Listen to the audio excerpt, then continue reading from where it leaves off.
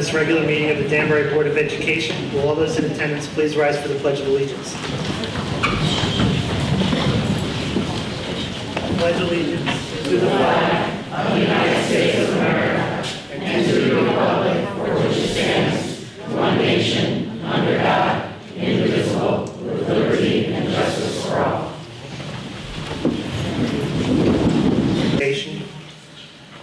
The board welcomes public participation and asks that speakers please limit their comments to 3 minutes. Speakers may offer objective comments of school operations and programs that concern them. The board will not permit any expression of personal complaints or defamatory comments about Board of Education personnel and students or against any person connected with the Danbury Public School System. The chair will allow up to 40 minutes for public participation. We will read off the names who signed off on the list. If time permits, we will allow additional people to get to the 40 minutes. Because there are so many people, we will be timing the 3 minutes. So please be brief in consideration of those who are coming behind you. If you are going to speak, please come up to the microphone.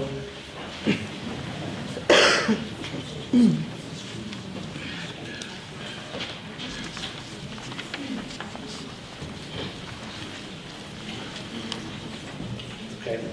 We'll start with Mrs. Steichen. You have the floor.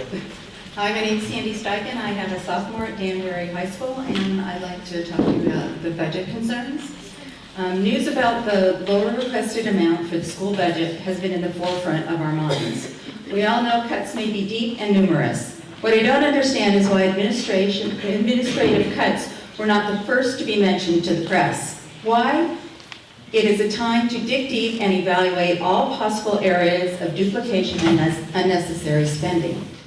Off the top of my head, I can think of about a half a dozen administrative areas to investigate reducing prior to taking resources out of our children's hands. How about consultants, special committees, contractual reductions, elimination of job duplication, which exists in some of the highest paid administrative positions in our district, media specialist, which is on the budget for $93,000, and paid workshops, which are mandatory that the teachers attend, incurring costs for consultants and substitute teachers. This week alone, for just one day of a workshop for DHS, it cost us $3,000, just for the substitute teachers. There will be a total of 20 workshops with 30 teachers at each workshop for a total of $60,000. And let me remind you that this is above and beyond the 4 additional PPD days that we have already allocated. Once again, the administration of the school district in their public communication focuses on cutting the home resources like textbook budget, my favorite topic. Has anyone looked at the photocopy budget since they've stopped handing out textbooks and not keeping resources for taking home? I don't know how many textbooks we could have purchased with that. These are all the types of expenditures that we as the parents would like the BOE to address first. As administration stated in the newspaper, and I quote, "How do we do the right thing for our children?" unquote. And I say, when you cut administrative and not classes, teachers, or at-home resources for students, take politics out and put our children's education first. Thank you.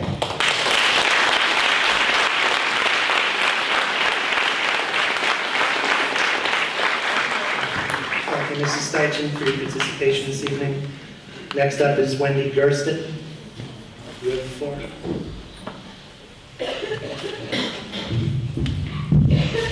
Hello, my name is Wendy Gerston. I understand that the proposed budget cuts are mostly what is on the table for tonight's discussion, but I would like to speak tonight about the proposed uniform policy for middle schools, as well as the proposed item to be cut from the budget. I'll start with the uniforms. While I believe the idea is well-intentioned and may sound good on paper, in reality I do not believe it has been a well-executed or well-thought-out plan. There are still so many questions which are unanswered about this proposed policy, from what it will consist of in terms of long sleeve, short sleeve, colors, sweaters, etc., to enforcement. From my understanding, based on PTO meetings, newspaper articles in the News Times and the Danbury Patch, and instant alerts, in reality, the impracticality of putting this uniform policy into place is why I respectfully ask the board to vote no. Number one, the intent is to instill a feeling of unity. However, how can a sense of unity be instilled when 1/3 to 1/2 of the students are not wearing the uniform? Number two, the intent is to level the playing field and prevent designer clothing. However, the plan is to wear a certain color, which can be purchased anywhere, so it doesn't fix the issue of designer clothing. You can still have someone with a designer clothing and someone who bought their shirt at Walmart, and it doesn't change it. So what would be the point?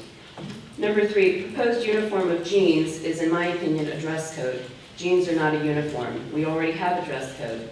Moreover, it does not eliminate the designer element as mentioned before, and therefore still does not accomplish its intent. Also, it does not fix the issue of jeans being worn down to the knees with holes, etc. Further, it allows for no flexibility for warmer weather in terms of shorts, skirts, capris, etc. Number 4, given that approximately half of the students in the district are in free and reduced lunch, how are those students going to purchase uniforms? Are we now going to be in the business of clothing potentially half the student population? This would seem absurd at any time, but certainly more so on a night when we are here to discuss eliminating French and many of the other budget cuts on the table. Number 5, in addition, while the numbers may not materially alter the results of the surveys which were done, there are several items which could clearly taint the results. A, the numbers that I've seen referenced in terms of those in favor do not seem to add up correctly to the basic numbers in the student population. B, I did not get a vote. While I was expecting the call that night, I was not able to be home at that time. I thought the survey would call my cell phone or my husband's as it had for the February break survey. It never called me back. However, my neighbor voted 3 times. C, each time I've seen references to the uniform when asked to vote has been a different definition of the uniform. In fact, in your the board's March 23rd minutes, it refers to khaki pants for bottoms and not jeans. It makes one wonder about a possible bait and switch or just misinformation that could possibly sway a vote for or against. So is it truly 2/3, which is a majority but not an overwhelming majority, or is it 2/3 of the people who actually voted? Number 6, what about the staff? Will they be required to wear a uniform? Number 7, if this uniform policy is not going to be mandated, what is the point of adopting it? Thank you, Mrs. Gersten. Your time's expired. Okay. Thank you very much. Thank you.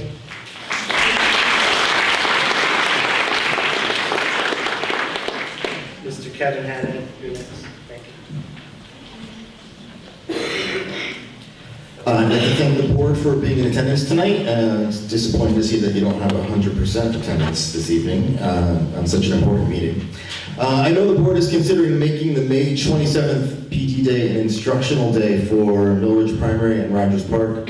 I'd like the board to think about making it an instructional day for all schools so students and staff won't have to work as late in June, since one of the 2 February days that you had scheduled for makeup was also snowed out. If there's a potential cost savings there, I think it should be investigated. I know many members of the board are aware, I don't know about the audience, but I would like to see full-day kindergarten available to every child in our district. However, in our current situation, we don't have the space in our schools to physically accommodate those students. The city needs to work with the board to find a solution to that. Otherwise, Danbury will be forced to offer half-day kindergarten, not just due to budget constraints, but due to space constraints. Thank you. Thank you, Mr. Hannan.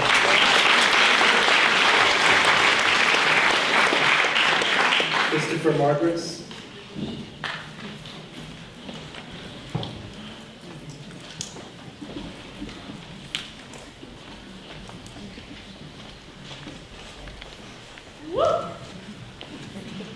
Hi, my name is Christopher Marvis. I'm a 7th grader at Broadview Middle School. I would like to address the cuts in world language and in other parts of Broadview. World language is very important. It's my first year of taking it. And this day and age, having a world language is very important because most people do speak 2 or 3 languages. So not having that opportunity would hurt a bunch of people in Danbury that other kids from other places would not be able to have. Also, tech ed is on the chopping block, which would be very bad, because in this day and age, everybody needs to know how to use computers and everything, and if you don't have that, then we'll just fall behind. Also, art, it wouldn't be fair, because other kids like to draw, and other kids might not like to learn a language, so we need to keep that. And band, there is a big number of kids who know how to use an instrument. It helps their SAT scores and also helps their scores on CMTs, and I know that CMTs help the budget of Danbury. So if we have higher scores on the budget for Danbury, then we'll have more money for stuff like that. So, thank you.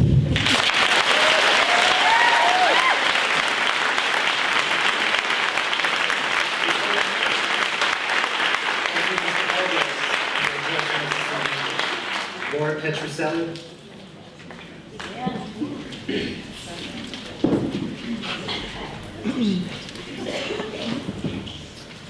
Good evening. I didn't come here, I wasn't gonna speak, but my son insisted that I speak, so I'm speaking. I have 3 children in the Danbury system. I'm also a first grade teacher at Shelter Rock School. The first thing I'd like to address, I don't have anything prepared, is half-day kindergarten. Being a first grade teacher, I can tell right away who's been in half-day kindergarten and who's been in full-day kindergarten. Especially when they start the first few weeks of school, those are the children that can read. They have been in full-day kindergarten. They are not tired. They are prepared for a full day of school. Yes, the ones that are sleepy by 10 o'clock and by 2 o'clock are my half-day kindergartners. They can hardly read and they can hardly write. I spend most of my time helping those children. Now that you've implemented Readers Workshop and Writers Workshop, and now including DRAs, you're imposing on that, I'm just curious how you're going to fit that into a kindergarten half-day program. Because it's not going to work and it's going to be very difficult. And as a first grade teacher, I can tell you it's going to be more challenging. Everywhere else around our area, I see they're having full-day kindergarten. Even New Milford's putting in full-day kindergarten, and they're working with a smaller budget than we are. I really have to insist as a first grade teacher not to take away full-day kindergarten. We've got to look at implementing full-day kindergarten all the way around, not just for some children. It's really not fair. So that's my first thing about the kindergarten. Second is I have a special ed student here at Broadview. She's in 7th grade and she's doing very well. I have to admit that I was very nervous having the child here at the middle school, but I am no longer nervous. She is doing phenomenal. My fear is when she gets to the high school. I have heard horrible things that are going to be happening at the high school with special ed. I think it's sad that that's the first place you want to cut is special ed. That's not where you need to cut. You need to cut at the admin level. You need to cut the people who've already retired, you are paying as consultants. You're paying 6 figures. That's a lot of money as far as I'm concerned. For people who've already done the job, they said that they're going to retire, and in the newspaper it says, we're not replacing those jobs, but yes you are. You're using them as consultants. I could use a phrase that my father would say, but I think I might refrain from saving it. I might just say, you need to decide, are we paying these people, or are we filling the position, or are we abandoning the position? There's a lot of duplication of effort, and it's a lot of money. That's teacher money, that's para money, that's money for special ed. Please don't cut special ed. You've got a lot of kids in special ed, and there's more coming. So that's the last place you need to look. The last thing I want to address is just extra expenditures. I know that Shelter Rock, we have a tight budget on paper. We have to use our own paper in a sense as an allocation per teacher. There's no paper in the hallway, so we have to be accountable for our paper. Thank you, Mrs. Petruselli, your time has Okay, expired. Thank you.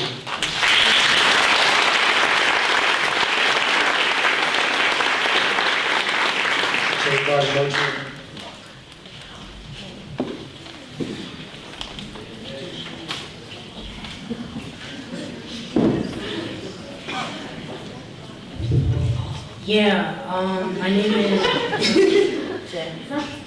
My name is Jay Laramocha, and I'm an 8th grader at Lodges Park in the Exploration Academy, and I'm here to address the budget cuts you are taking to world language.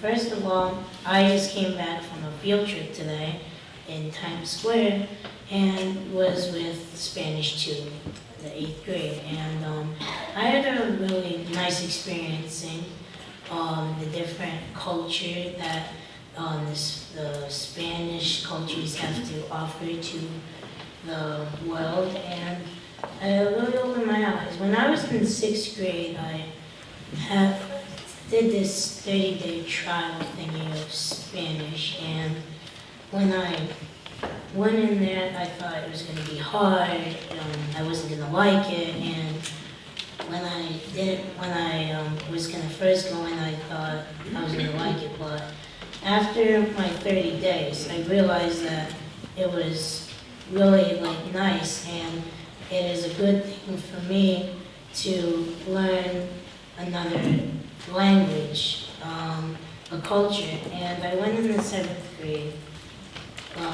in Spanish 1, and I learned like the basic words, and I really enjoyed it. Like, I loved my teachers, I loved the culture, and I just loved it. And now I'm still in Spanish, this time Spanish 2, and I enjoy it. I like all the teachers, I like the culture.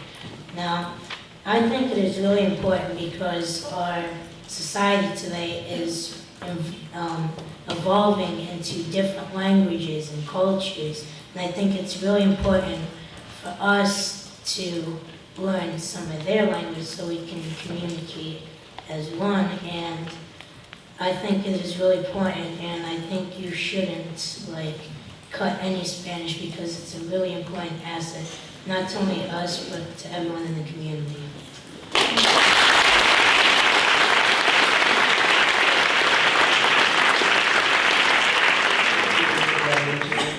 Participation. Any council?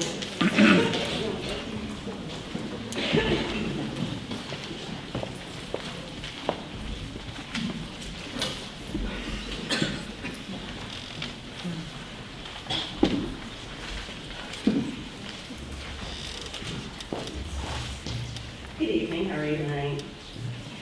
My concern tonight is the kindergarten. I have 3 children in one in high school, 2 in elementary.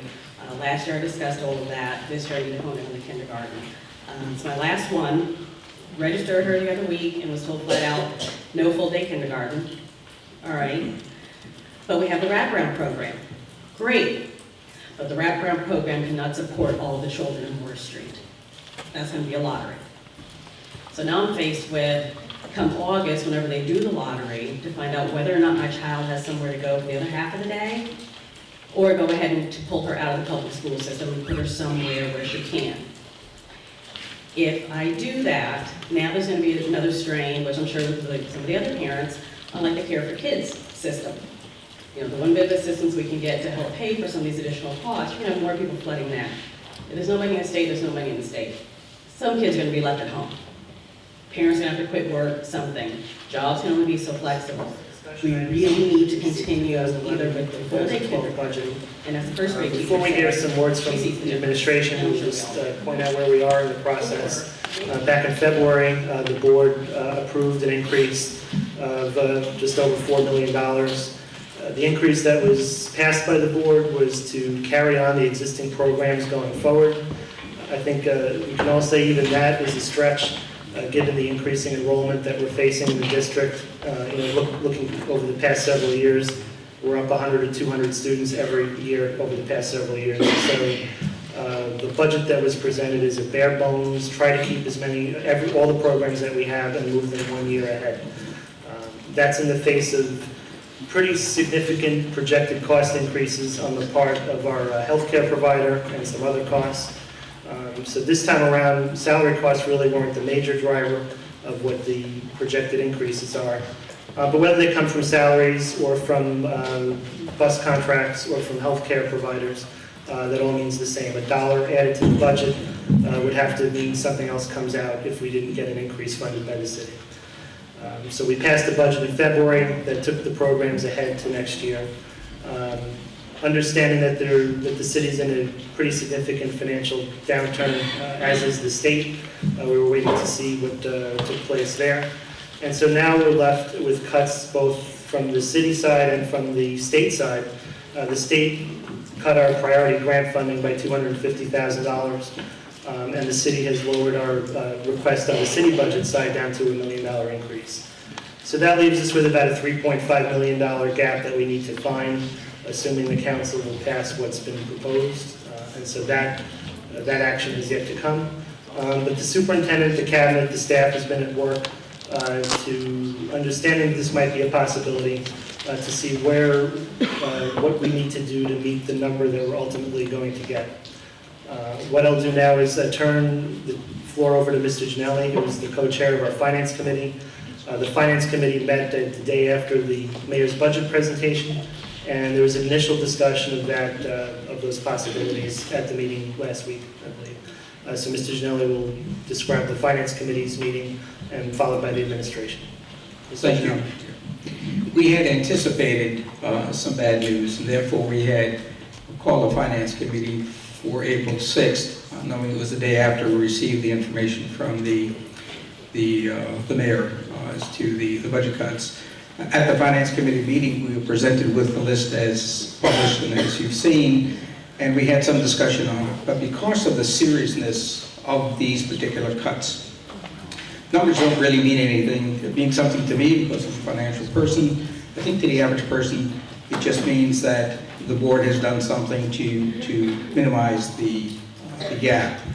I suggested to the superintendent and his staff that the complexity of what's happening and the seriousness of what we're doing today, tomorrow, and until we have to finally adopt the budget, that he prepare the impact, the implications as to what these cuts mean on the educational quality to the kids in our city. And to make it known to the parents, the children, and everybody else in the community what this is going to affect. So it was the conclusion of the Finance Committee that with that presentation to the full board, that we would have a discussion. Generally, the Finance Committee recommends certain things to the board, so we don't have to go through a lot of discussion. On a personal note, I do want to tell you, last year I mentioned, and I want to caution you, that I can't predict when the economy is going to turn around. But I can tell you at a conservative number that our costs, not only for the next fiscal year, but probably for the next 2 fiscal years, will probably be in a range of $3.5 to $4 million on a conservative number, just based on overhead costs of insurance, fuels, and other contracts, and perhaps even with escalations of union contracts. In any event, the city does not come out of its problem at that point. We are going to be back here with the same kind of cuts. So just forecast and look ahead. What another $3 million per year or $6 million going ahead in the next 2 years after this cycle is going to do to your education system. How much can this handle, and what are we chiseling away at? So Mr. Maloney had mentioned we have to think about the future. That's what you got to think about. What we're doing right now is band-aiding something that we're looking at to take care of the current year. But it's more drastic going ahead. And then look at the future beyond that in terms of what is it going to get us, or when is it going to turn around, and how much money is it going to cost us to make up what we have lost. So that's what I wanted to say. Thank you. Now I'd like to turn the discussion over to Dr. Pasquarella, our superintendent of schools, who has a presentation for us. You can move if you wish to the back. There'll be a presentation up on the screen behind it. I wouldn't go this way to the line.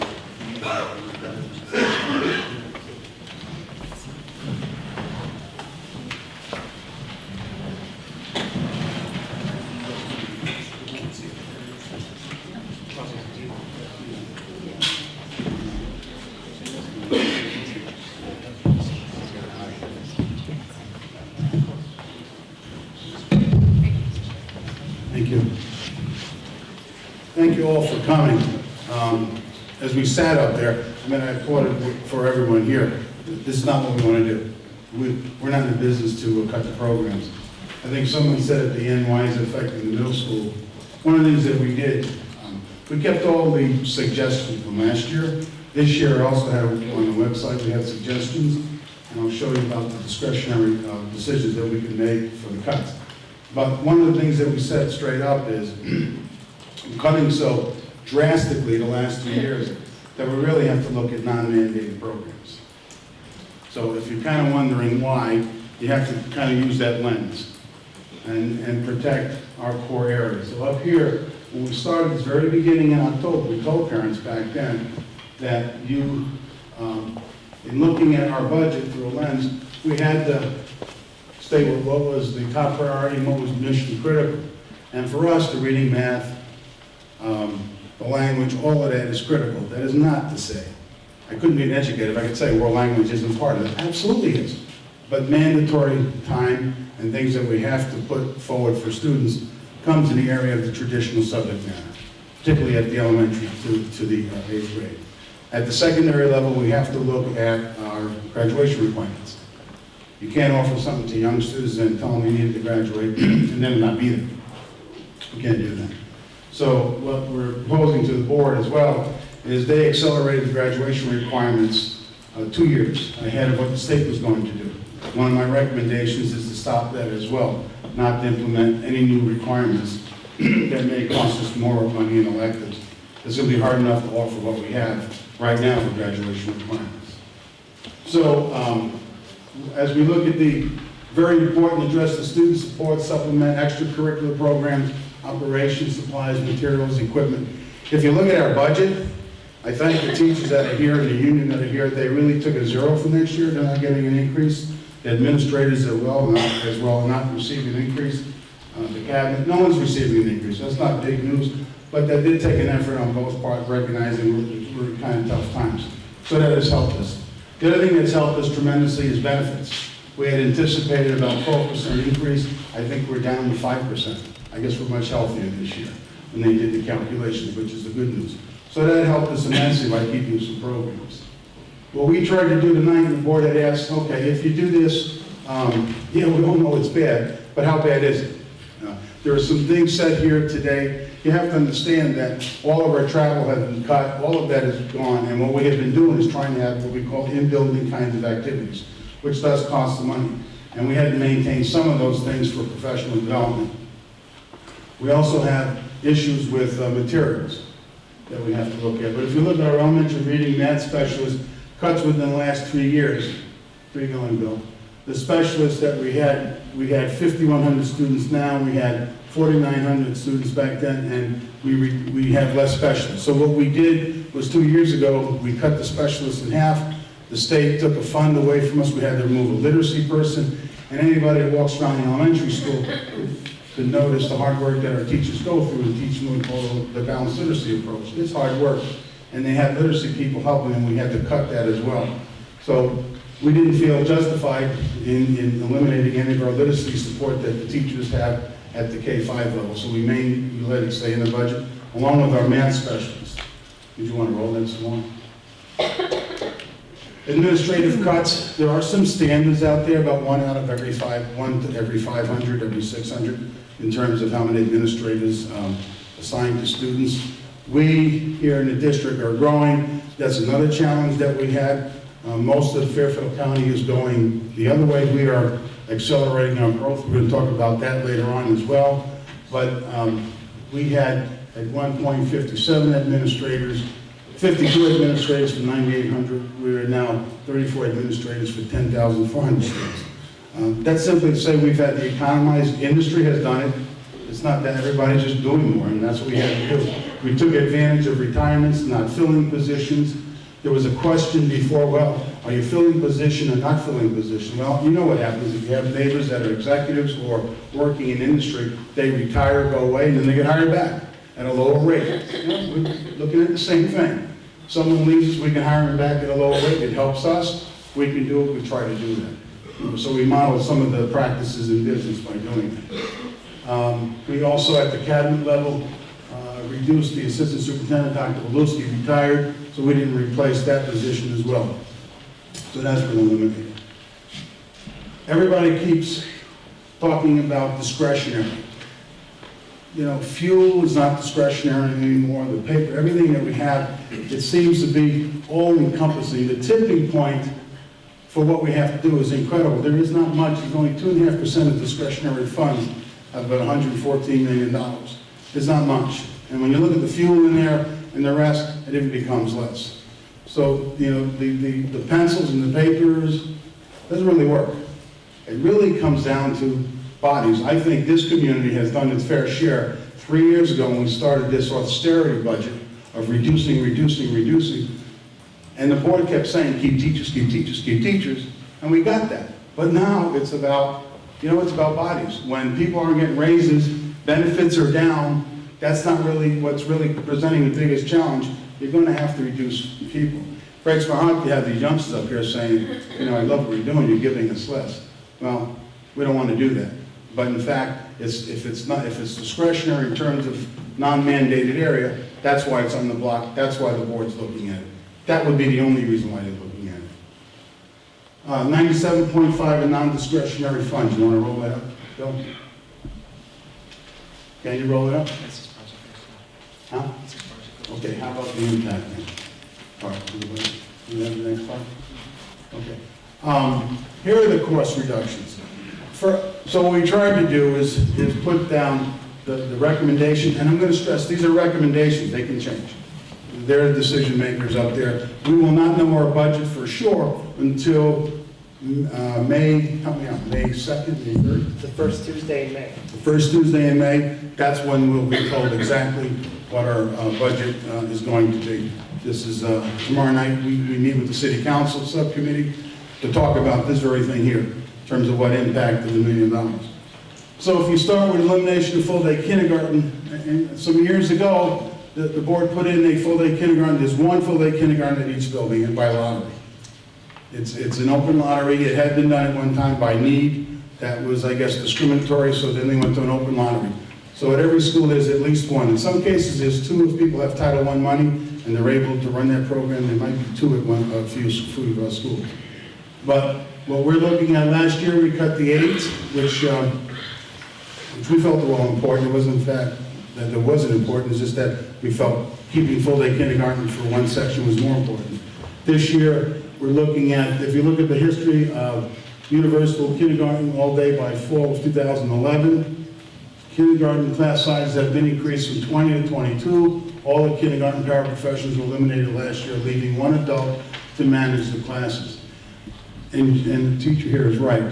Those folks, those youngsters at full-day kindergarten, you can tell in first grade. That's why 3 years ago, we tried to have full-day kindergarten for everyone. We knew one of our challenges, we didn't have enough room. So we were going to try to phase it and try 2 sections at every building and see if we're able to do that by putting the art on the wheel and other things. Now, we're down to saying everybody just gets half-day kindergarten.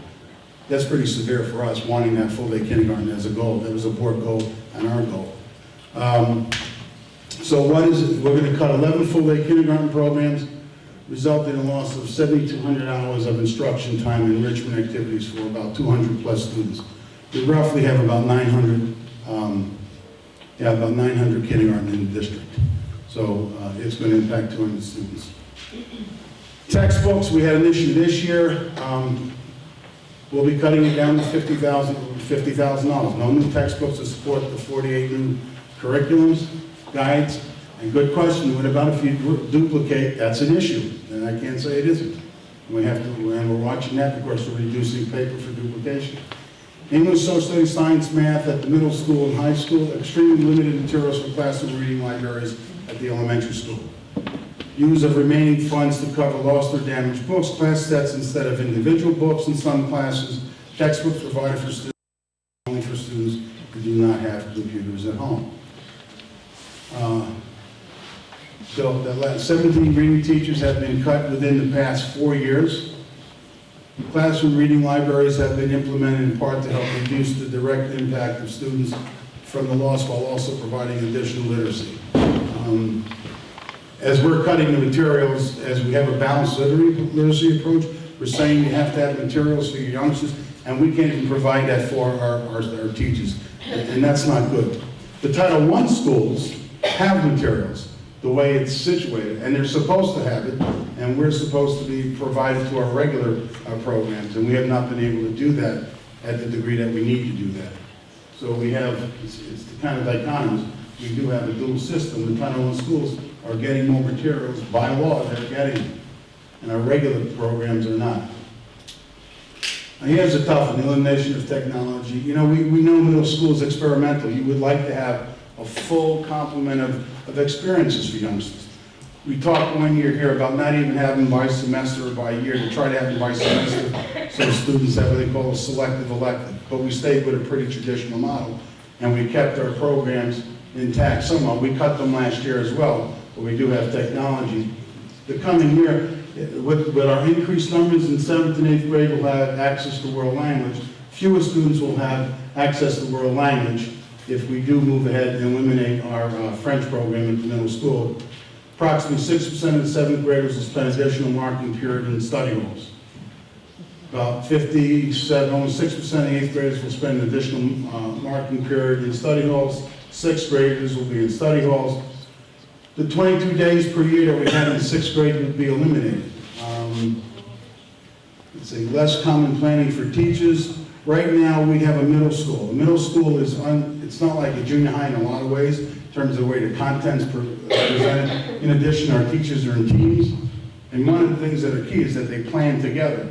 We think we're going to have problems doing that by cutting these programs. The teachers will not have the ability to team together and meet, which is not a good thing.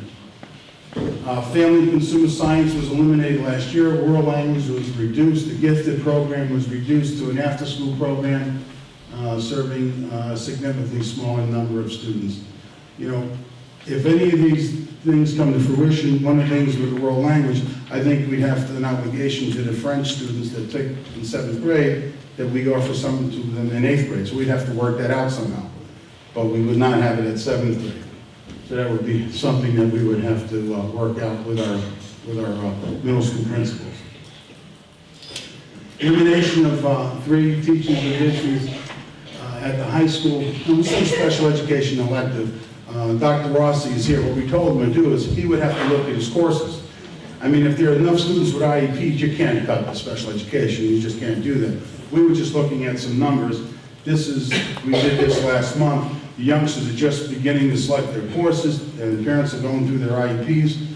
But our goal is to try to reduce at least 3 teachers at the high school.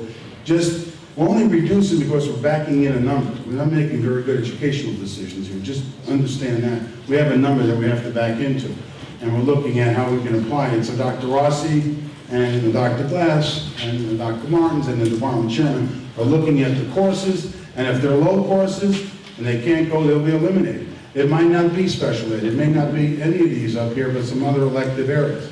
But they have to reduce 3 areas, and they're going to have to be able to look at where we can do that. Reduce services for special needs students, less elective options for students, increase the number of study halls. I'm going to say something really horrible right now. How many have high school students here? Well, we go up to that high school, and we have that big cafeteria. There's about 700 kids, 7 in the morning in study halls now, because we can't offer the things that we want. And the middle school principals know we fought for a few years to eliminate all study halls at the middle school, and to give them something while they're here. Now we're increasing them. Not a good thing, not what we want to do. But again, we're sort of stuck in making some decision to meet our budget. Elimination of the 2 guidance counselors at the middle and high school. That means a total of 2 middle school level ratio of students increases from 366 to 1 to 457 to 1. High school level currently has 275 to 1 and will increase to 300 to 1. There are standards there, but it's very difficult to run the school with one less counselor. It may not seem like much, but they do spend a lot of time, they do a lot of work, they are very meaningful. The last 2 years in the budget, we didn't eliminate counselors. We stayed away from that, but this time we felt that we had to at least look at the counselors and make a recommendation to reduce them, at least 2. So the way it would work, the high school would lose 1, the middle school will share 1, so they have 2.5 and 2.5. So it'd be 1 person going between the 2 buildings here. Elimination of the following administrative positions: assistant superintendent, curriculum administrator for fine applied arts, administrator for reach and endeavor programs. That's a special program that we started 3 years ago. We would not fill the director of information services. Reduction in the following positions: director of special services. We have an opportunity the board can consider. We are a school in the category where we can have someone who retires return. If we decide to do that, we have a person who will retire, we can have them return and hire them for a year. If that's the case, we would do it at less than full time. So we would say there would be a savings if we're able to do that, because we're a school district in need of improvement. Athletic director, we would reduce the number of days from 225 to 206. We would not fill the guidance department head at the high school. Do not fill the technology system analyst that opened up this year. We would not fill that for next year. We would not fill the elementary school psychologist position. The elimination of 3 paraprofessional, elimination of 2 secretaries, and we would cut the professional development program that we have for teachers and administrators from $130,000 to $34,000. If you look to the right, to the middle, the duties and responsibilities of deputy superintendent have doubled, significantly less. There hasn't been any compensation for that. The day-to-day supervision support for the district technology program, it's multi-million-dollar technology infrastructure. There's less ongoing supervision of special ed if we do that.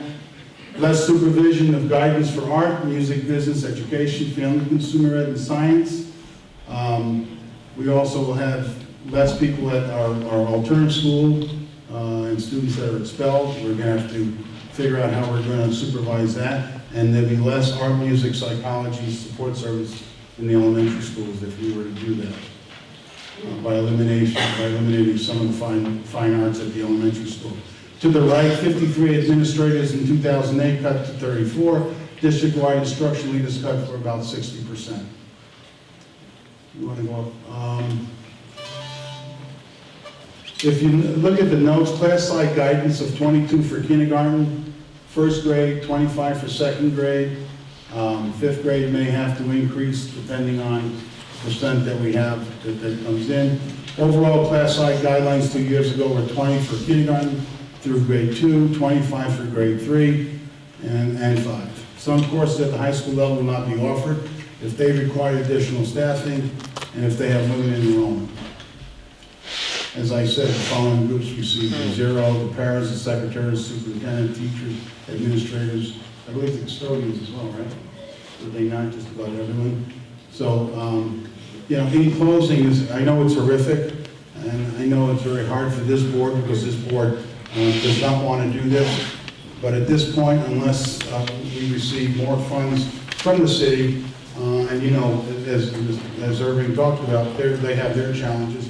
We're faced with making a decision other than that 2.5% to make our cuts.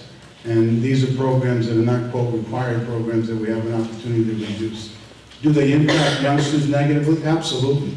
Are you going to have a less of a program? Absolutely. You're going to have more kids in study halls? Yes, you are. You're going to have parents and students without materials? Yes, you are. And we can thank the teachers that keep going out and buying materials and parents to buy more materials because we can't supply it. We just can't do it. I mean, it's tough enough to open the doors and get a teacher in front of the classroom, and we just can't staff them at the level that we need to staff them. I'll have Bill, you have some comments? Just to thank you. Just to punctuate a little bit what the superintendent said, when he talks about the cabinet, he's referring to Deputy Superintendent position, my position, Human Resources Director, Kim Thompson's position, Elio Longo, who cannot be here tonight, Director of Finance, and a part-time Director of Special Services.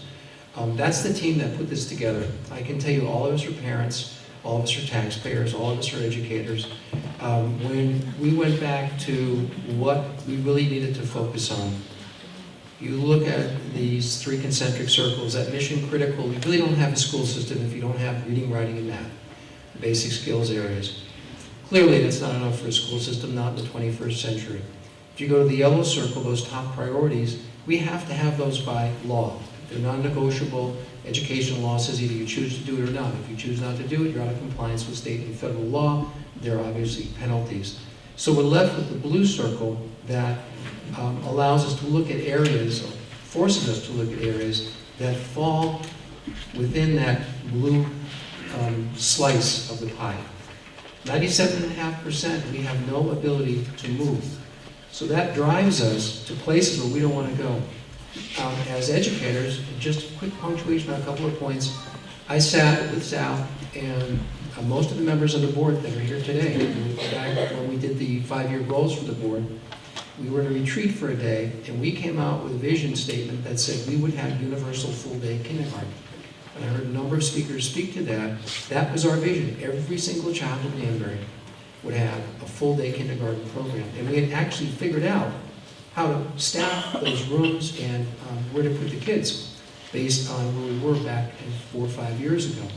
So the fact of us putting on this document that we have completely reversed our vision is horrible for us. And we recognize it's horrible for you. We have traditionally had about $250,000 for a budget.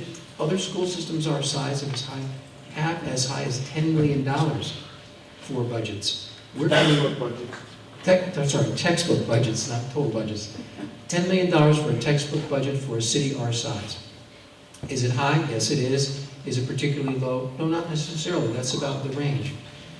Folks have said, why don't you switch to online textbooks? We can do that. However, the cost of going to an online book is almost identical to a traditional textbook. The difference is that that online book is online, so it's updated instantly whenever anything changes, and there are a lot of supplemental materials that come with it. Kids can access those at home if you have technology. If you don't have technology, it really becomes problematic. We have been trying to build our programs, as Sal said, the middle schools are middle schools because they have rich electives and there are opportunities for teachers to get together and plan and talk about the needs of children. Our high school has traditionally prided itself on having a tremendously rich array of electives. As we were looking at the world language program, going from French and Spanish a number of years ago in a small Italian program, we now have a full Italian program in Mandarin. And we were looking to add additional languages such as Arabic languages. So the idea of cutting middle school French, in essence, over the years, if that happens, we will eliminate our high school French program because there will be no feeder program. I want you to know as we go through these, we are fully cognizant of what we're doing, and it's absolutely horrible. They're the worst days we've ever spent as a team. We are trying to do less, more with less. We heard a couple speakers say, which folks have said in the past few years, cut administrators. You've seen the graphic.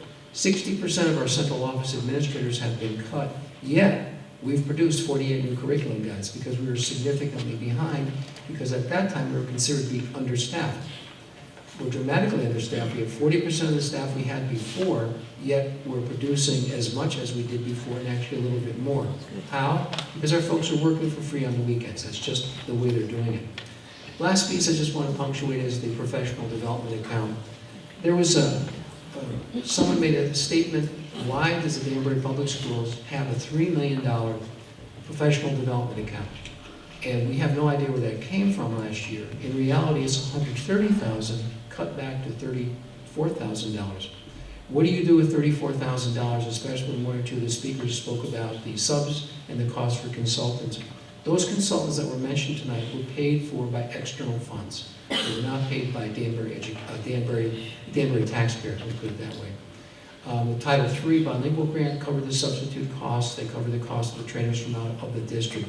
There was no cost, again, to the Danbury Public Schools or the Danbury taxpayers. We have tried to defer all costs to external funding sources, and where we couldn't, if you look over here, I'm not sure if you can really see it. I know the screen, by the way, is a little bit fuzzy. It's because the machine is mounted on the ceiling. You can't get to it. One thing that makes a school system vibrant is the opportunity for the educational team to go and get trained constantly, because educational research changes constantly as new studies are done, conducted, and pedagogy, which is the science of instruction, is constantly changing. We're constantly working at our craft. If you went to a hospital and the physician said, he or she said, I haven't been trained, gone through any training in the past 10 years. You might want to think about going to a different surgeon or, or cardiologist, etc. We're saying to our folks, there is no training. We have no money to cover the substitute costs, even if the training is free. And some of the State Department of Education training and Special Education Resource Center in Connecticut, the training is for free. We can't let our people go because we don't have money to cover the sub costs. Bottom line with all this, we were given almost an impossible task. We did not want to make one cut that you see tonight and that we're suggesting to the board. We have run scenario after scenario after scenario, all through the days, over the weekends, through the evenings, trying to come up with cuts that at least would allow our core programs to stay intact. And those programs, again, are outlined in the red circle and the yellow circle. Keep at least the basic skills so we still have a school system and adhere to all state and federal programs and contracts. And adhering to our contracts, you saw the list of folks. Everybody is coming in, taking zeros. And we're all, we have families where we have mortgages, we have college expenses, so on and so forth. But the groups, for the most part, have come in through negotiations saying, we recognize we're in tough times, so no pay raise for us. Are those folks, are they members of the cabinet, are we martyrs? Absolutely not, of course not. It's just what you do in times like this. So that for us was not even a conversation point, it simply was we needed to start there and then go more deeply into our programs. Closing out, at least on my part, turning it back over to Sal or to the board, these are all possibilities. Nothing is cast in stone right now. There was a statement made earlier where I was told that I didn't have full-day kindergarten. We have not notified any parents. What we're saying is if the Board of Education does in fact say this is one option you want to consider, and I just need to put a little sharper point on that in a minute, then that will become cast in stone because board practice, because the board has voted on this. The reason that we don't have a great comfort level about each school, 11 schools having a full-day K kindergarten program, and you heard Mr. Maloney and a number of other folks speak about the power of preschool. We have kids who come to us with no preschool education, or they come with preschool experiences that have been relegated to, in some cases just because of finances, or an inability to get into a federally funded program. Somebody in the neighborhood, maybe a grandmother, says, I'll take the 10 kids from our building or from the few houses around us, and they can stay with me during the day at no cost or very little cost, and it provides childcare. But that's very different than going through a program such as Head Start, where you have certified programs. You heard Mr. Maloney say that ours has just been nationally recognized, one of the best in the country. If we were allowed to take the kids who did not have any preschool experience and put those youngsters into full-day K programs, while the half-day K programs were left for the kids who had quality preschool experience, we would start to at least balance the playing field. As Ms. Petroselli said, first grade teachers, you can tell, who has had pre-K and who has not. We have a huge achievement gap in Danbury. We're trying to close that gap through every strategy that we can use. In this case, it's going contrary to common sense, it's going contrary to good educational practice. But the bottom line for us, and I'll close with this, we came in with a flat funded budget of $4.2 million, recognizing in these tough times with people losing their homes, people not being able to find work, doing many more, having many more tasks and responsibilities with no increase in salary, commensurate with the increases in the responsibilities. We get all that. We had professional and ethical right and responsibility to come to the city and say, this is what we need to run the school systems as they currently are operated. When we go from 4.2 million down to, in effect, 750,000 because of that $250,000 cut to one of our grants, you just can't keep everything you had before. So the cabinet has come together and we tried to make the best of a really bad situation, give it to the board to do their due diligence. Our hunch, they'll send us back to the drawing board, especially based on the input that we had tonight. And we will continue to work through this process. But at the end of the year, when we finally adopt the budget, we will not have the same school system next year that we have this year. There simply is no way around that harsh reality. And the board, the jobs fund that we got from Washington this year, we added the 7 teachers this year. We banked the other half of the money. Of course, we received $1.2 million. That money is part of this. So just next year, just know that we have to make up for that because those teachers are in this budget this year. It's no cost to us in essence because we use that grant money. That's it. Thank you. Thank you, Dr. Pasquarello.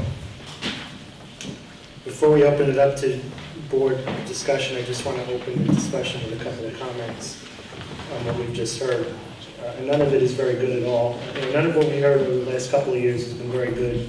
This is just the latest in a series of cutting that's been going on, where one year we'll cut one program and another year we'll cut another program. We need the lights back on. We need the lights back on. We need them. Yeah. Angelo, can you turn these lights on, please? And I can remember as far back as 4 or 5 years ago, when times were better, where the board tried to add kindergarten sections, add a regular refreshment of technology, and off the bat, because those things were new, because of other cost increases, those things were pulled off the table. And so we're now in year 4, year 5, even though the downturn has really hit hard the last 2 or 3 years, the district is seeing the compounded impact of the last 5 years of the beginning and now the full-blown economic downturn. There's not much sunny sky ahead. And I would tell you, I want to echo the sentiments of everyone who spoke, the administrators, but in a little bit stronger language, as the board chair, as a taxpayer, as a homeowner, and most importantly, as a parent of students at every level of this district starting next year, that this is an unacceptable situation. The quality of the system, we're starting to see decline as a result of the resources that are becoming more and more limited. And now we're at the point where we're going to spend more money to take out the garbage than textbooks. So we've kind of reached a point that requires the community to kind of band together. Again, the money simply doesn't exist. So, we're trying to work with the city council and the mayor as much as possible to get every possible funding stream to the school district. But that's not the only source of funding that's affecting us. It's been said several times in several meetings that at the rate we're going, we're turning into a city district like Bridgeport or some of the other cities. But I would tell you that it's actually worse than that, because cities like Bridgeport and New Britain, et cetera, get the benefit of tens of millions of dollars of extra state funding, and in the case of New Britain, for the same school population. Where our town has a very similar economic makeup, we have almost half of our students on free lunch, and there are other districts around the state that are getting tens of millions of dollars. And by the way, I speak to some of these board chairs occasionally in Britain and elsewhere. They're facing similar problems. So I would invite them to come here and take a look at what's happening, because I wish we had the $50 million that Britain has. But the underlying problem there is not just the funding level at the city level and the city's tax base, which obviously cannot afford it, but at the state level as well. We have a funding system that's broken, and we have no leadership at the state level that wishes to change that. Perhaps they don't have the will to change it. Perhaps they don't want to change it because it would disadvantage their own districts. But it's left to us in our community to kind of stand up for what we need in our school district. And that requires the community as a whole. I mentioned that before, in public participation. We've suffered over the last several years with a lack of public attendance, public support, and even sometimes board support for some of the work that we're trying to do. And that has to change, because if it doesn't, there's going to be no impetus to change anything, and the direction we're headed in is going to continue, and that's just simply unacceptable.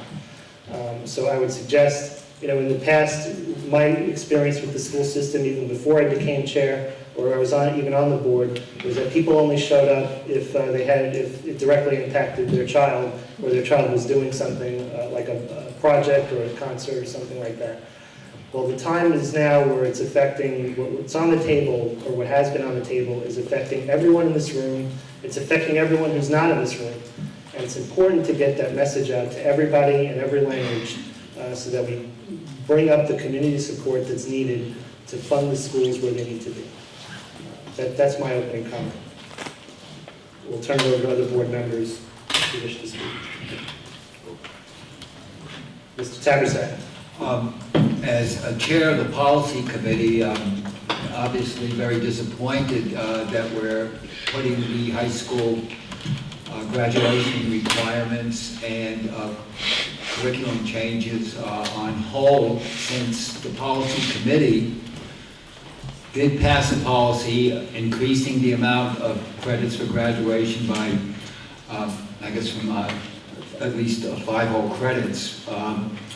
And also focusing on mathematics and English to upgrade so students would have the requirements to meet at least a community college entrance. I believe the policy committee will have to do some addressing to this. I apologize to those of you who I really champion this to, okay, that we have to put it on hold. My understanding is that for some things, we may be able to inch towards it. Talking to Megan Martins, who's pretty much in charge of the curriculum at the high school, that maybe in math and English, it's where you don't have to add any faculty, where we may be able to inch towards it. I hope people keep on top of this, especially if you have high school students. I'm very disappointed, as mentioned in the Finance Committee, about the textbooks. I've been assured that there'll be class sets, and if some student doesn't have access to a computer or so forth, we'll be able to take books overnight. But when I look at the amount of students in the school system, and I look at $50,000, I don't know whether, that's wishful thinking or not. The guidance counselor at the high school, we're very proud of, by the way, the fact that the high school has increased the enrollment in all the AP courses by a significant number. And sort of an open enrollment if you have passed, but so much depends on guidance of what happens, and we're reducing the guidance. So I know we're looking at all these things, and these are the things that concern me the most because I'm most familiar with these things. But I do want to make one suggestion to our cabinet, very reluctantly, that fringe area that was shown before, one area that didn't seem to be touched, and I don't think there should be eliminations, but I think there should be reductions and put some money into textbooks or aids or whatever. That's what we have the cabinet for, to make the decisions. But I think we should share the pain, and you've heard that one recently.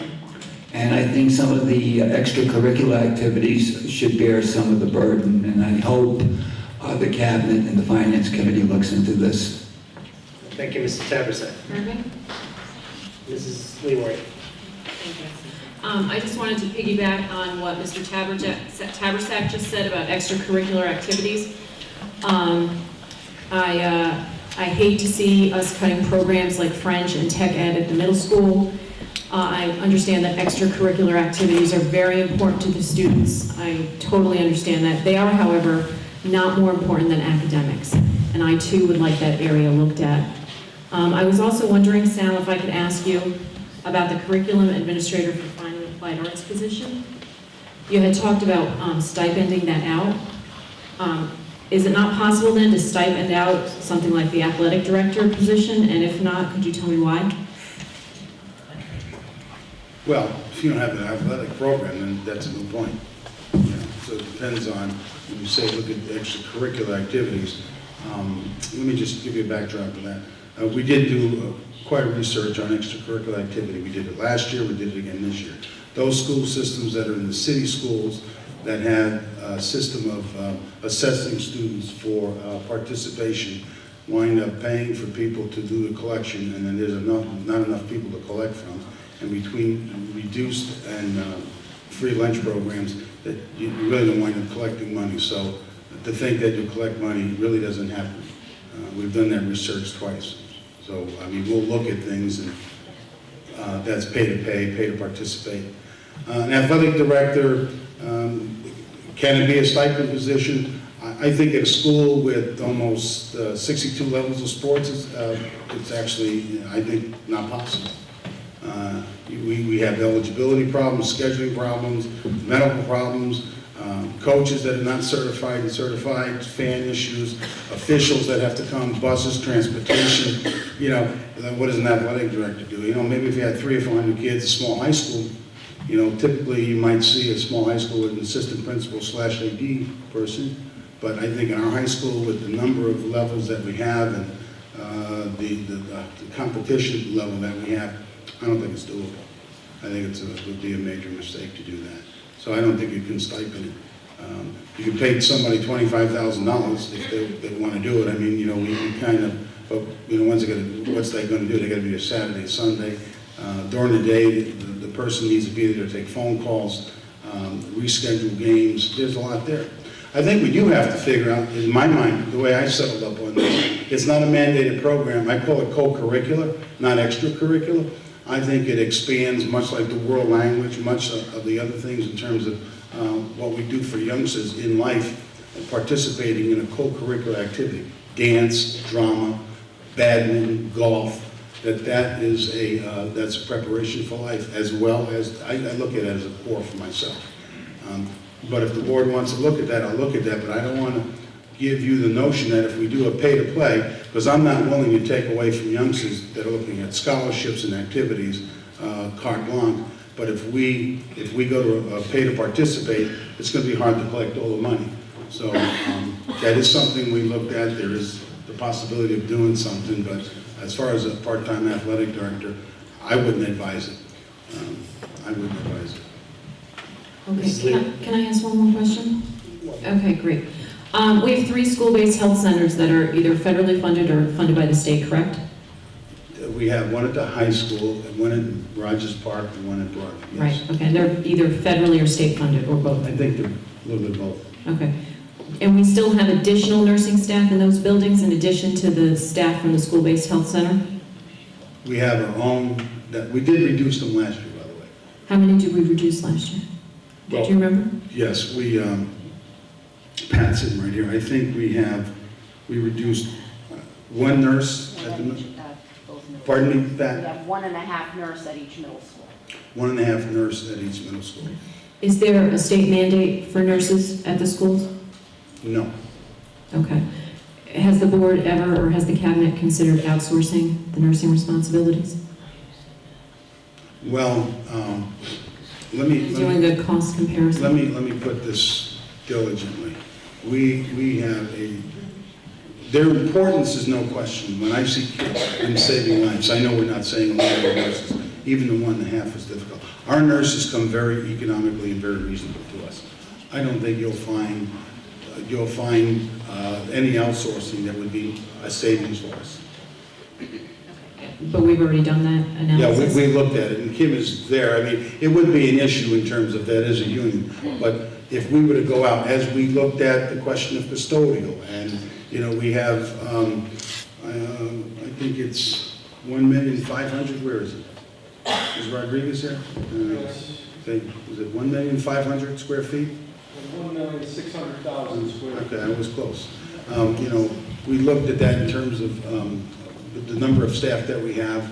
It would cost us more. We looked at the nurses, and it'd be we thought it impossible to bring anybody in at a more of a savings for us in terms of at the level that we have. No. And there may be some confusion out there.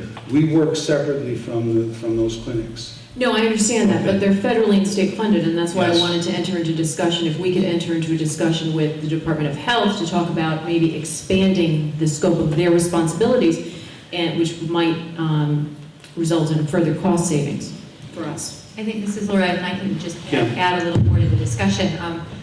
Part of what the nurses that we've now reduced down to 1.5 in the middle schools are doing is they're handling our most medically fragile kids that are in the buildings. So these are people that need to do things like maintain trach tubes, need to administer medication with a level of expertise that we need to have. And what our staff is telling us is that they already are at the bare minimum of what they can absorb to get that job done. There are quite a few special needs kids that have daily needs that are being served by the skeletal staff that's there. So I think that when we're looking at whether or not there's any further place to reduce there, aside from these school-based health clinics that you're talking about for kind of daily care, we're talking about the people who are critically on the front lines with some of these health problems, that we just have to maintain that staff as well. Otherwise, we wouldn't be meeting those needs. No, I understand that. I just wanted to make sure we did a cost analysis on per diem versus permanent full-time nursing staff. Anyone else? Mr. Janelli?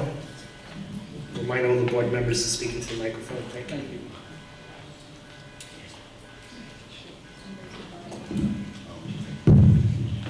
Thank you.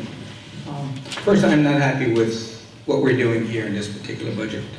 I hate to go down as being recorded at some point in time as being a board member who in the last few years has contributed to dismantling the education in Danbury. What I don't like is I don't like laying people off. I don't really feel that the Danbury school system could be called a 21st century learning institution. Not when we don't have money for books. We cannot go out and champion and try to get technical equipment or technology because we don't have staff who's able to handle it. It's really a shame.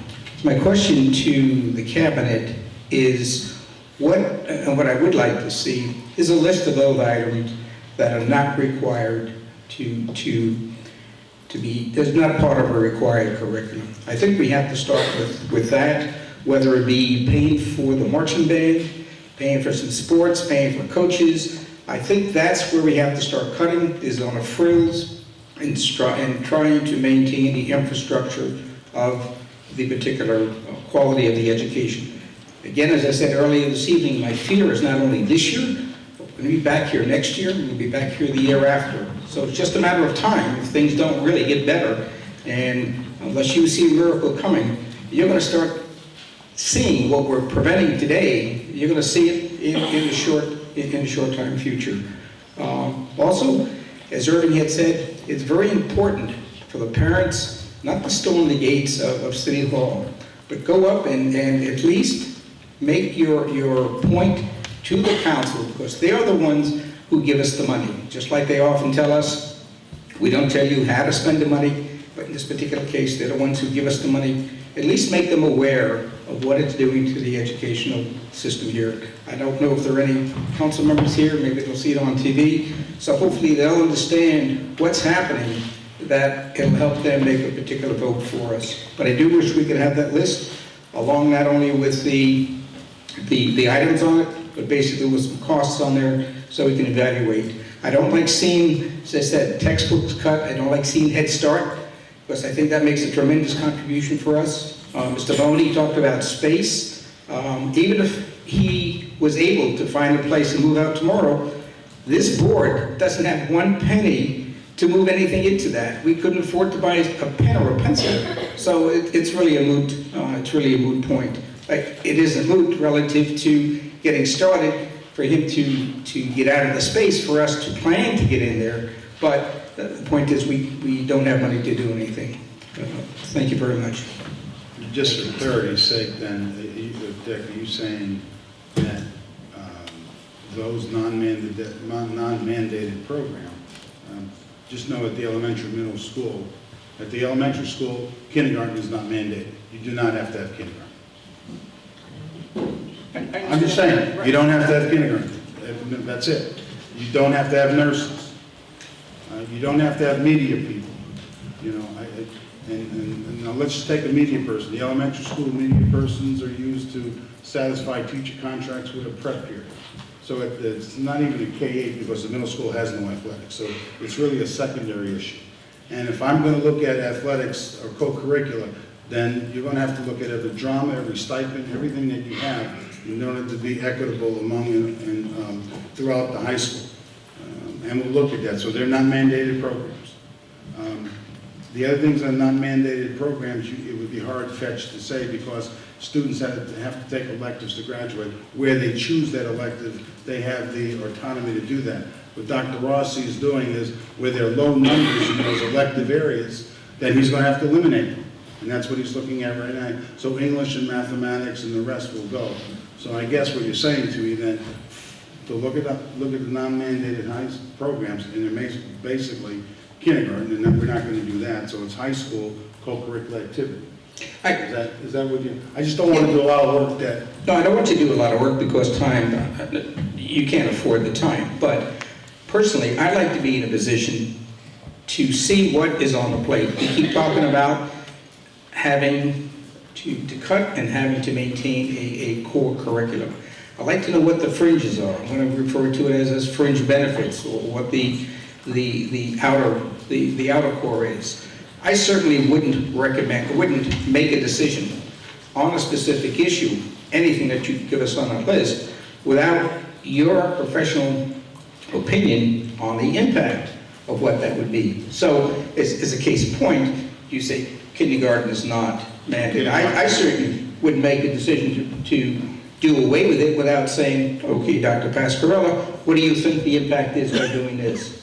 Are there ways that we can have some of this, just as you've done with the gifted program? It might have been the best, but we try to do a little here. So if you could provide a list so that we are in a position to pick from that and maybe able to salvage some of the personnel, or salvage some of the other things, and have a different set of eyes look at it, that's what I'm looking for.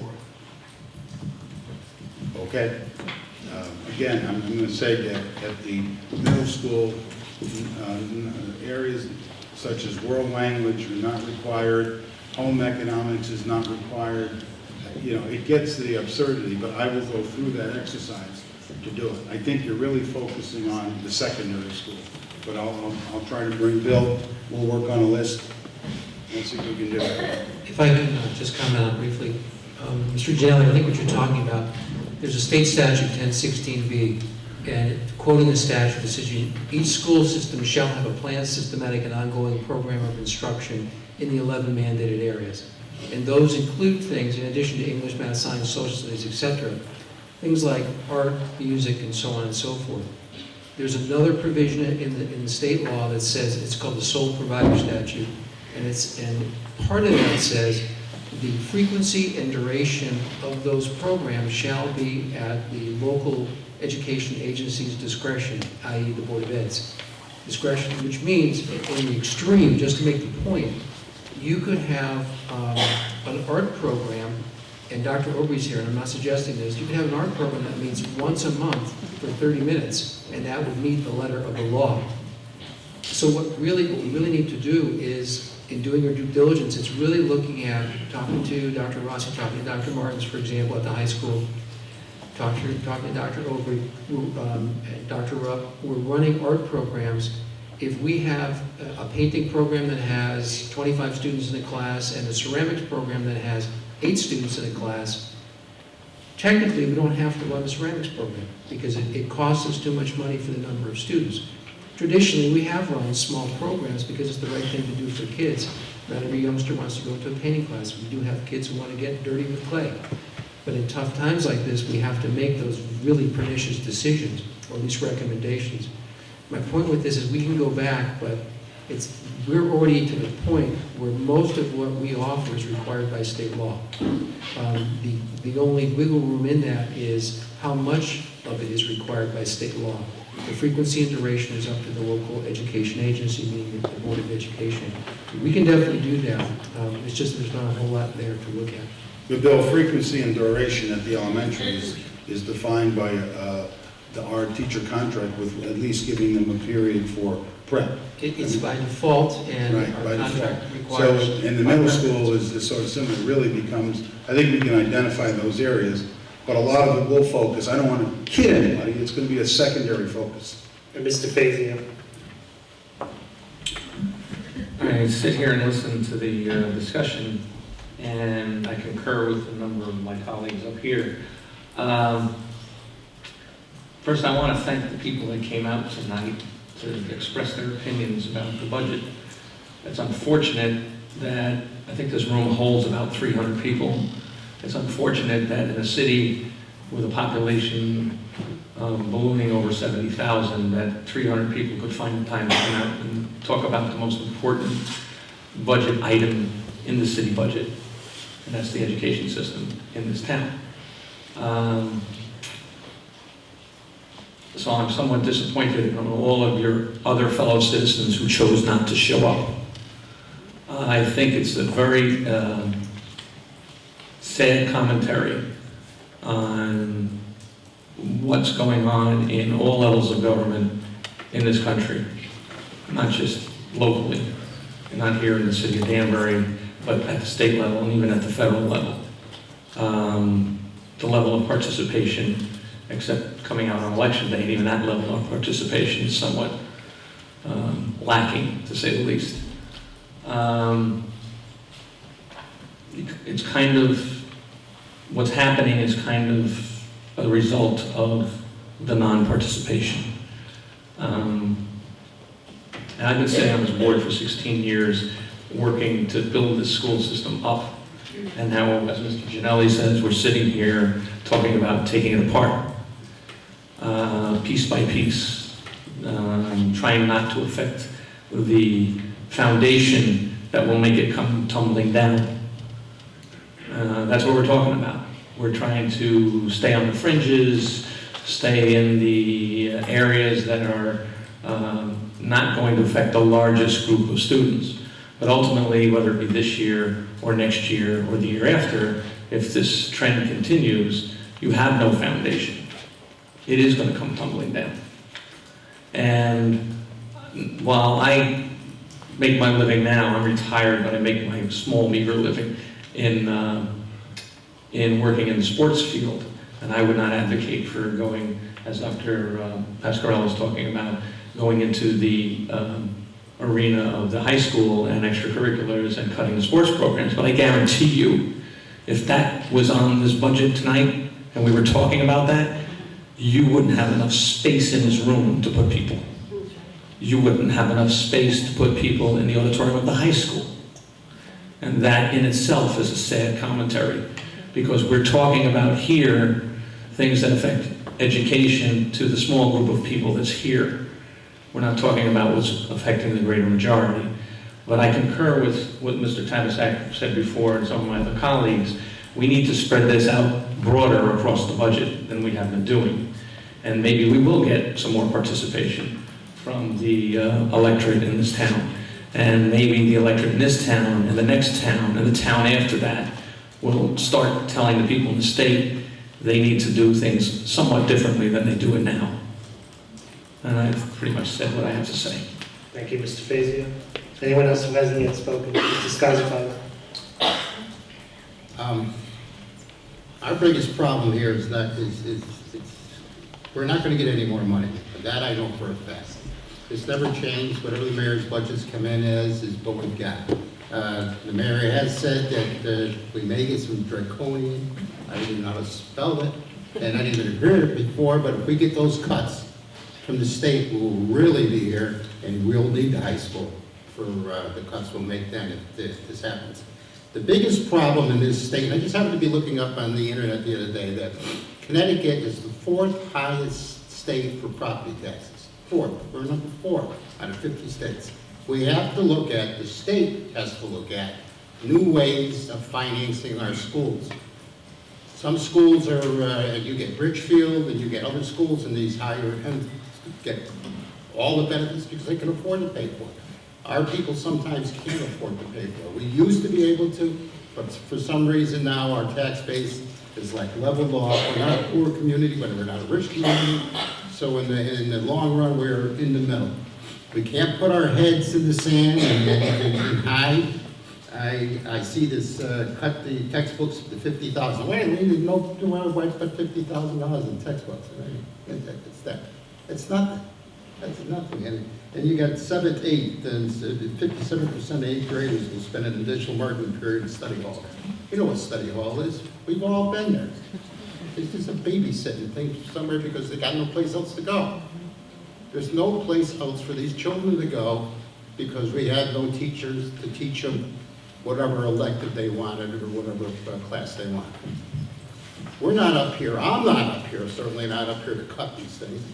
I didn't get elected to cut and whack everything, but I can't blame the city for this. I gotta blame the state. I gotta blame somebody that says, let's get together and make sure that our schools are funded equally and properly so every child in this state, whether it be a poor child or a rich child, gets the same education. And until then, I think we had that thing, Mr. Maloney, didn't we?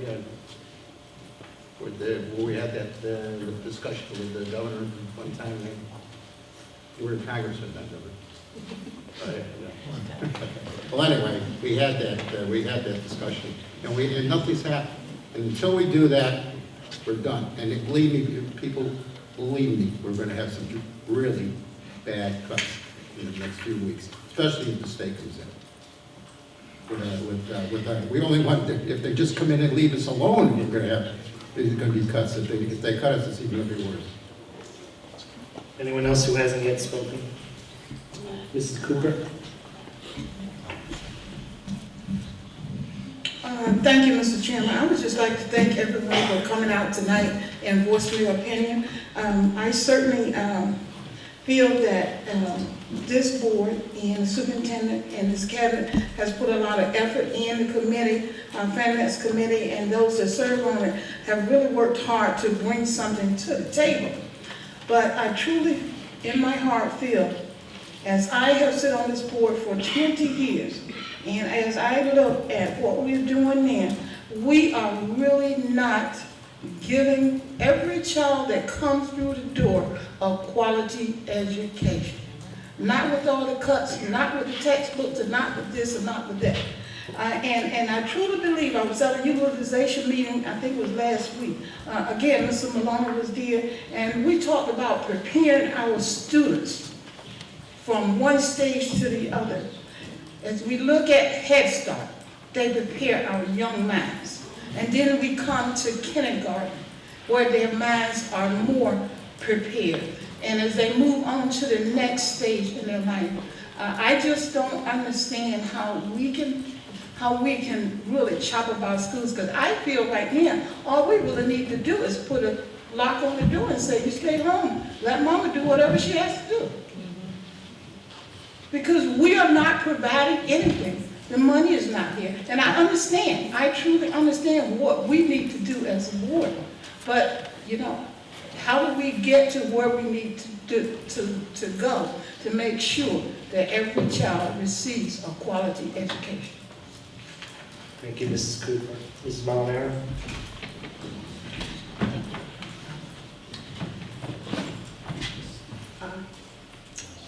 I think so. I think everything has been said. I just would like to add that every time we've cut something in our public schools, and I will take physical education as an example, that we cut way back, and now we have a war on obesity for our children.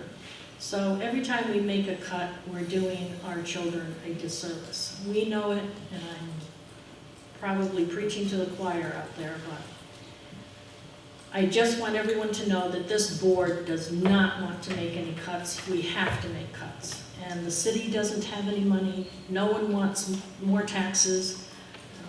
People are losing their homes. They can't make their payments. So these are cuts that have to be made, and we're making them with very heavy hearts. And we're trying very hard to have the least impact that we possibly can.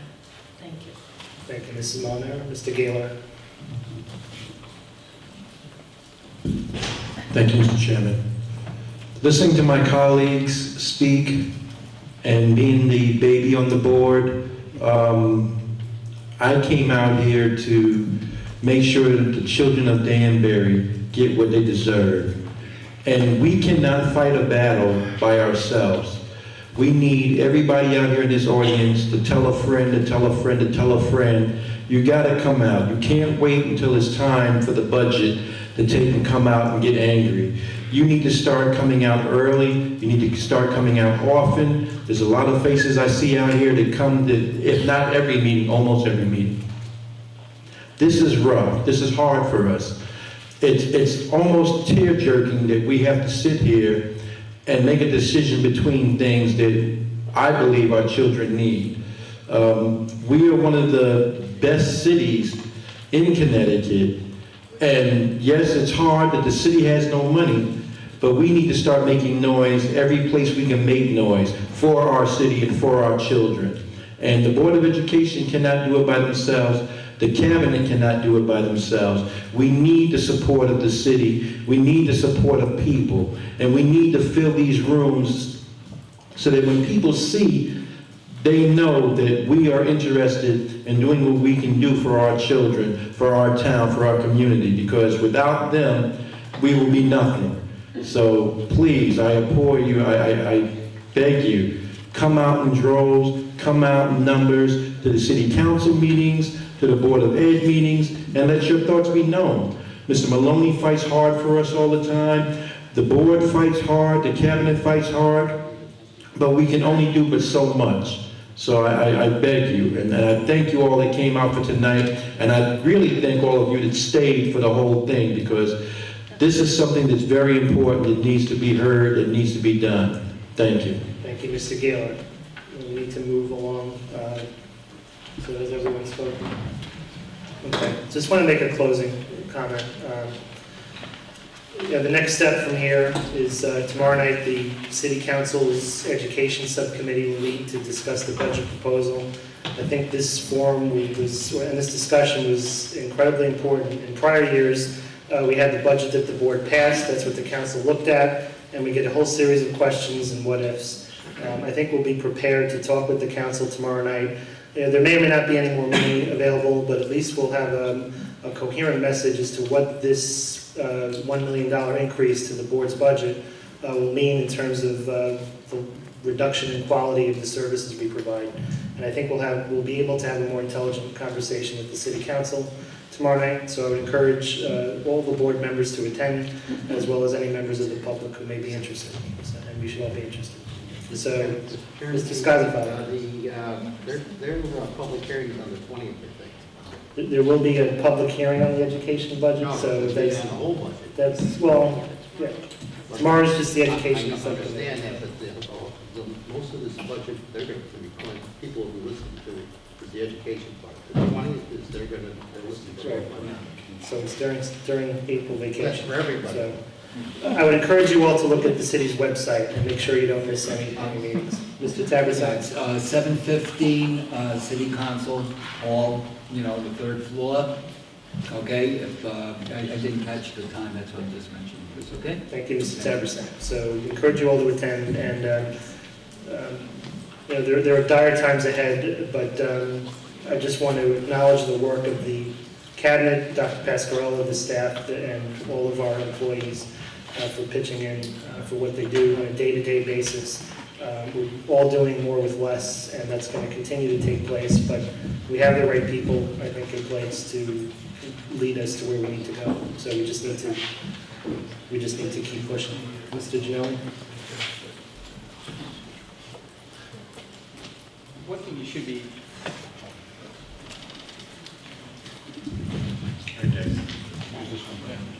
Okay. I just want you to understand something also, that the board also, in addition to trying to do the best with what we have, we are reaching out to the community, the business community in the city of Danbury, as well as the parents and everybody else who makes up what we refer to generally as a community. We had a meeting the other morning with several business leaders, and we have a list of items on that list, and one of those items on that list, I think, is $250,000 that we're asking for donations of either the product or money for a paper. So we're actually reaching out for in-kind services to supplement our shortfalls. We're reaching out for financial services to supplement our shortfall. So we are thinking outside of the box. We have looked at other districts. There's conceptually, I had conversations with Dr. Pascarella and Dr. Glass about looking at other districts to share some items with. I mean, I don't know what, but I'm sure every district is in the same bind as we are, so there has to be some duplications of services, and maybe there's a way that we can take advantage of that. As Mrs. Cooper said, one of the most important things that at least you should bring away from this meeting is there is the degradation in the quality of education to your child. That's a fact. When a teacher has to stand in a room with 25 kids, or whatever it is in the kindergarten kids, and they have a range of those that need help to those that are gifted, there are several teachers that may be able to teach to that group, but by and large, over the course of time, I think it's a phenomenal strain, and I'm sure there are many teachers that aren't that gifted who are going to be able to keep everybody in check. So somebody along the way is going to be suffering, and the way the state is mandating things to us. Test scores are important because they want to go to the achievement gap. So a lot of emphasis is going to be helping out those that are not a higher end of the academic spectrum. Thank you. Thank you, Mr. Ginelli. Chairman, I want to call the board's attention to number 8 in this document.